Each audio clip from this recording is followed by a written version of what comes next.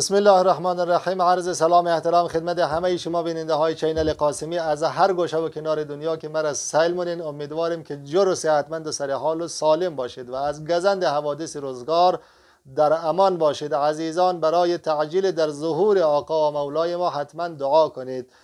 عزیزان، ماه مبارک رجب هم کم کم در آخر رسیده، دیگه ختم میشه و لذا که ماه مبارک شعبان هم در راه هسته. انشالله همینطوری که از ماه مبارک رجب استفاده کردید و نمازهایش را خواندید، همینطور ما در خدمت همه شما عزیزان و مؤمنین هستیم.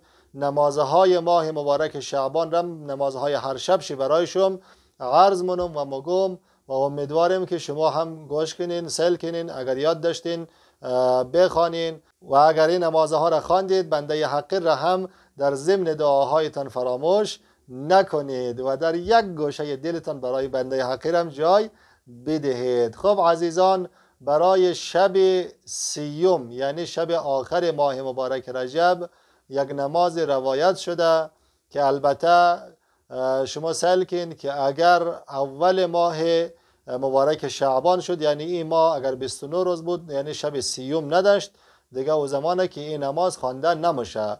اگر امی ما پوری داشت و احتمال زیاد که پوری شاید داشته باشه، احتمال خیلی زیاد که چرا که پیشنه ما پوری نداشت، ایما شاید 30 روز باشه و پوری داشته باشه. اگر ایما پوری داشت یعنی 30 روز بود، شب سیوم دیگه وان کلگیشم اینمی نماز را بخوانین. اگر نه ایما پوری نداشت دیگه این نماز خوانده نمیشه. خب اعلان میشه دیگه که امشب ما دیده شد یا نشد، در تیوی اعلان میشه و همچنان شاید خیلی از عزیزان خودونش بینگرن ماه را و لذا که به هر صورت از هر جای اگر با خبر شدین که اول ماه شعبان است خو این نماز خوانده نمیشه. عزیزان بریم مشمسل کنیم که نماز چند رکعت است و چه قسمی خوانده میشه و فضیلتش چیه. نماز شب سیوم ماه مبارک رجب یعنی شب آخر ماه مبارک رجب، اگر اول ماه ثابت شد اول ماه شعبان بود، این نماز خوانده نمیشه، نماز اول ماه شعبان خوانده میشه. اگر آخر ماه بود دیگه این نماز خوانده میشه. کتاب اقبال الاعمال جلد دوم باب 8 اعمال مخصوص ماه رجب و برکات و خیرات آن، فصل 102 عمل شب سیوم ماه مبارک رجب.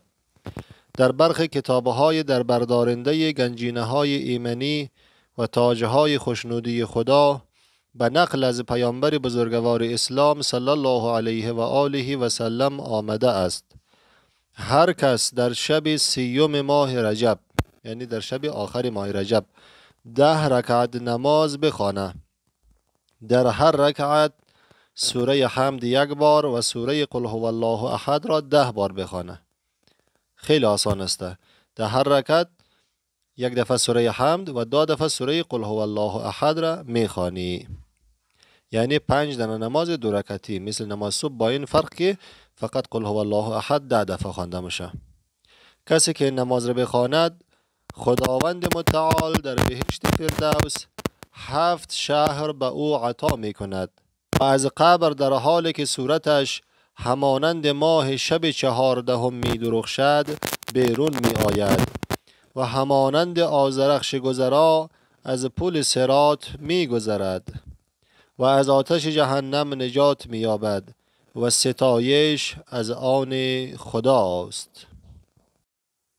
جهان سپاس از همه شما بیننده های عزیز که تا لحظه همراه ما بودید و امیدواریم که نماز شب آخر ماه مبارک رجب را یاد گرفته باشید و خدای متعال به همه من و شما توفیق انجام واجبات، مستحبات و ترک محرمات عنایت بفرماید و حاجات مشروعه همه شما را برآورده با خیر بفرماید ان شاء الله تعالی.